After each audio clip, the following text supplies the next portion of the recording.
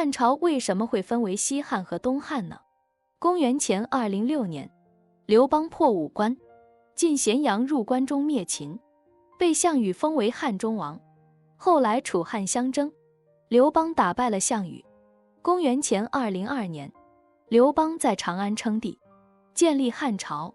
汉朝是继秦朝之后的大一统王朝。秦朝末年，群雄逐鹿，刘邦以一介布衣身份起兵，经过3年灭秦之战和4年楚汉之争，击败项羽，统一了全国。可以说，刘邦在短短的10年之内，建立起了伟大的功业。刘邦建立的汉朝，在历史上习惯地称之为西汉。西汉经历了文景之治，到汉武帝时期达到鼎盛，但是西汉末年收回矛盾空前计划，这使得外戚王莽得势，掌握了军政大权。公元9年到公元23年，由西汉外戚陈臣王莽建立的君主专制王朝，称为新朝。在王莽短短的15年皇帝生涯当中，他也确实为自己的目标而奋斗，而他所做的努力可以用2个字来概括，那就是折腾。王莽对国家进行大刀阔斧的改革，涉及到了土地税收、货币等等一系列的政策。这结果呢，是改得一团糟。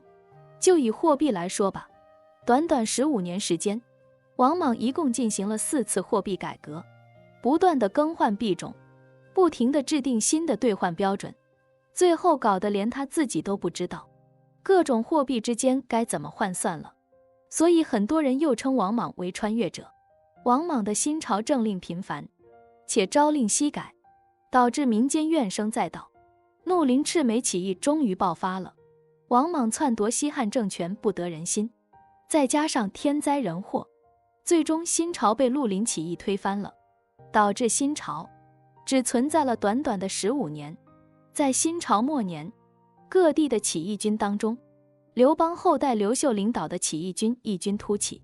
他在南阳起兵，经过几十年的东征西讨，终于统一了天下。